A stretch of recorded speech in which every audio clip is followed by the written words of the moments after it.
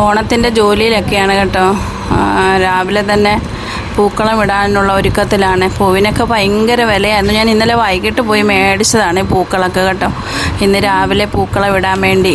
അപ്പം വിലയെന്ന് പറഞ്ഞാൽ വിലയാണെന്ന് പറഞ്ഞ് നമുക്ക് മേടിക്കാതിരിക്കാൻ കഴിയത്തില്ലല്ലോ. നമുക്ക് പൂക്കളം ഇടണോ ഓണത്തിന്. അപ്പോൾ എത്ര വിലയായാലും നമുക്ക് ശകലം പൂ മേടിക്കാതിരിക്കാൻ പറ്റത്തില്ല. പണ്ടത്തെയൊക്കെ കാലത്താണെങ്കിൽ മേടിക്കുന്നതല്ലല്ലോ, എല്ലാം തൊടിയിലൊക്കെ പോയി പറിച്ചിട്ടൊക്കെ വരാമായിരുന്നു. ഇന്നതല്ലല്ലോ അവസ്ഥ. അപ്പം പിന്നെ ഈ പൂ വിൽക്കുന്നവർക്കൊക്കെ ഇന്നത്തെ ദിവസം ഓണമെന്നൊക്കെ പറഞ്ഞാൽ അവർക്ക് ഇന്നല്ലേ വില കൂട്ടിയൊക്കെ ഇച്ചിരി മേടിക്കാൻ പറ്റത്തുള്ളൂ. ഓരോ ബിസിനസ്സിനും അതിൻ്റേതായ സമയത്തിൽ ഒക്കെ പൂക്കള ഇപ്പം ഇങ്ങനൊരു സമയത്തിന് വില കൂടിയാൽ വേറെ ഓരോന്നിനും അതിൻ്റേതായ സീസണിൽ എല്ലാ ബിസിനസ്സുകാരും വില കൂട്ടുന്നുണ്ട്. അപ്പം ഇങ്ങനെ നോക്കുമ്പം നമുക്ക് എന്താ കുറ്റം പറയാൻ പറ്റുന്നത്? അതുകൊണ്ട് വിലയാന്നും പറഞ്ഞൊന്നും ഇന്ന് പൂക്കളം ഇടാൻ വേണ്ടി പൂ മേടിക്കാതിരിക്കാനൊന്നും കഴിയത്തില്ല. പൂക്കളം ഇട്ടേ പറ്റത്തുള്ളൂ. വിലയാന്നും പറഞ്ഞ് മാറ്റി വെക്കാൻ പറ്റുന്നില്ല. അപ്പം ഞാനും അങ്ങനെ മേടിച്ചു ഇച്ചിരി പൂവൊക്കെ. അങ്ങനെ എൻ്റെ മനസ്സിന് തൃപ്തിയാകുന്ന വിധത്തിൽ ഞാനൊരു ചെറിയ പൂക്കളം ഉണ്ടാക്കി. അപ്പോൾ എല്ലാം ചെയ്ത് കഴിഞ്ഞു. ഒരാളാണെങ്കിൽ ഫോട്ടോ എടുക്കുകയാണ് പൂക്കളത്തിൻ്റെ. അങ്ങനെ പൂക്കളം ഇട്ടതിന് ശേഷം ഞാനാണെങ്കിൽ അല്ലെങ്കിൽ തന്നെ സ്ഥിരമായിട്ട് രാവിലെ വിളക്ക് കത്തിക്കാറുണ്ട്. അപ്പം ഇന്നാണെങ്കിൽ പ്രത്യേകിച്ച് ഓണത്തിൻ്റെ ഒരു പ്രത്യേകതയും കൂടെ ഉണ്ട്.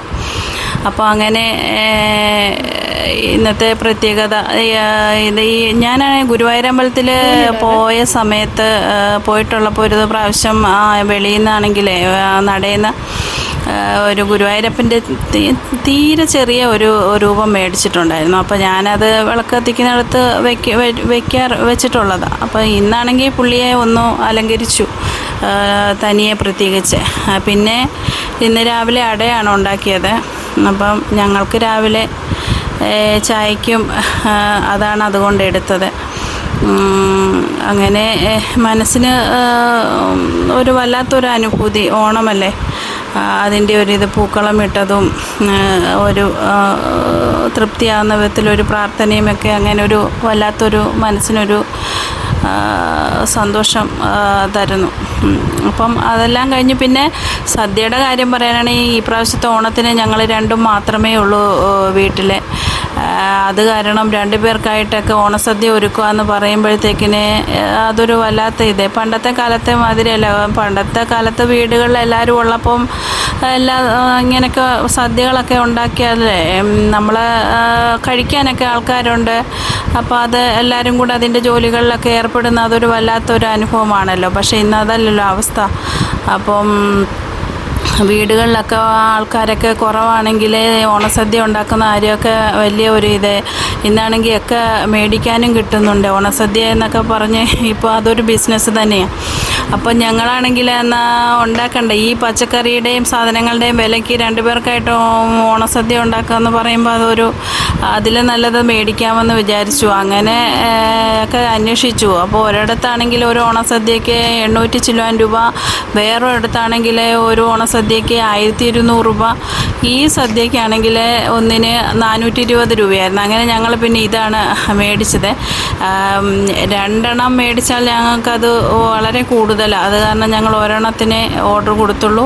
അങ്ങനെ ഞങ്ങൾക്കത് കറക്റ്റ് സമയത്തിന് തന്നെ കിട്ടി. ഞാൻ ഈ കറക്റ്റ് സമയത്തിനൊന്ന് എടുത്ത് പറയാൻ കാരണം എന്താണെന്ന് വെച്ചാൽ ഇന്നത്തെ ന്യൂസിനകത്ത് നോക്കുമ്പോൾ നാട്ടിലെ പിന്നെ ഈ സദ്യ കിട്ടാതെ ആൾക്കാരെ ലൈനൊക്കെ നിന്ന് നേരത്തെ കൂപ്പൺ എടുത്തിട്ടൊക്കെ സദ്യ കിട്ടാതെ ഭയങ്കര പ്രശ്നങ്ങളൊക്കെ ഉണ്ടായ ഏരിയകളൊക്കെ നമുക്കിങ്ങനെ അറിയാൻ കഴിഞ്ഞു. അപ്പോൾ അങ്ങനെ നോക്കുമ്പം ഞങ്ങൾക്ക് ബുക്ക് ചെയ്ത് കറക്റ്റ് സമയത്ത് തന്നെ സാധനം കിട്ടി. അപ്പോൾ അവിടെ നിന്ന് കിട്ടിയ ഇലയാണ്. ഞാനോർത്ത് ഇല അഥവാ കിട്ടിയില്ലെങ്കിൽ ഇല ഇല്ലെങ്കിൽ പാക്കറ്റിലൊക്കെ ആണെങ്കിൽ എന്ത് ചെയ്യുന്നു പറഞ്ഞ് ഓണമല്ലേ 2 ഇല മേടിച്ചേക്കാന്ന് പറഞ്ഞ് ഇന്നലെ പൂവിൻ്റെ കൂടെ തന്നെ ഇലയും കൂടെ ഒക്കെ മേടിച്ചിട്ടുണ്ടായിരുന്നു. അപ്പോൾ ആ ഇല ഇത് എന്നാലും അവർ തന്ന ഇലയിൽ തന്നെ ഞങ്ങൾ ഓണസദ്യ അവരുടെ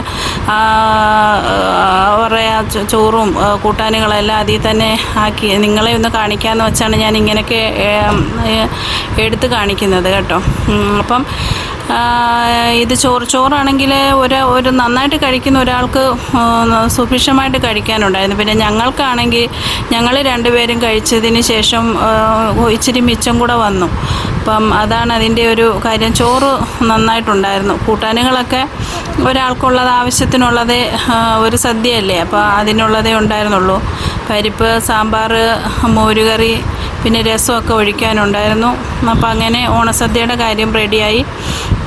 പിന്നെയാണ് ഞാനാണെങ്കിൽ വീട്ടിൽ ഇച്ചിരി ചോറ് വെച്ച്, ഓണമല്ലേ, തിരുവോണമല്ലേ, അപ്പോൾ ഞാൻ ശകലം ചോറ് വെച്ചിട്ടുണ്ടായിരുന്നു. അപ്പോൾ ആ ചോറ് ഞാൻ കാക്കയ്ക്ക് ആദ്യം തന്നെ കുറച്ച് കൊടുത്തു. ഞങ്ങൾ കഴിക്കുന്നതിന് മുമ്പ് തന്നെ, ഞങ്ങൾ ഓണസദ്യയാണല്ലോ കഴിച്ചത്, വീട്ടിലുണ്ടാക്കിയ ചോറ് കാക്കയ്ക്ക് വെച്ചിട്ടുണ്ട്. അതിപ്പോൾ കാക്ക വന്ന് കഴിച്ചാലും കഴിക്കും, ഇല്ലെങ്കിൽ അവിടെ വന്നിട്ട് ഈ മരമൊക്കെ ഉള്ളതുകൊണ്ട് കുറച്ച് അണ്ണാനൊക്കെ അവിടെ സ്ഥിരം പതിവുകാരാണ് വരുന്നത്. പിന്നെ 2-3 പല്ലിയൊക്കെ അവിടെ സ്ഥിരം താമസക്കാരാണ്. അവർക്കൊക്കെ ഞാൻ ഇങ്ങനെ മിക്കവാറും ചോറോ പച്ചരിയോ ഒക്കെ വെക്കാറുള്ളത് കാരണം അവരൊക്കെ രാത്രിയെങ്കിലും വന്ന് ആളനക്കമൊന്നും ഇല്ലെങ്കിൽ അവരൊക്കെ കഴിച്ചിട്ട് പോയിക്കോളൂ. അങ്ങനെ സന്തോഷത്തിൻ്റെ ഒരു നല്ല ഒരു ഓണം കൂടെ അങ്ങനെ പോകുന്നു. അപ്പോൾ അടുത്ത ഒരു ഓണത്തിന് വേണ്ടി നമ്മൾ പ്രത്യാശയോടെ കാത്തിരിക്കുന്നു എല്ലാവരും. അങ്ങനെ എല്ലാവർക്കും നന്മ വരട്ടെ എന്ന് ആശംസിക്കുന്നു.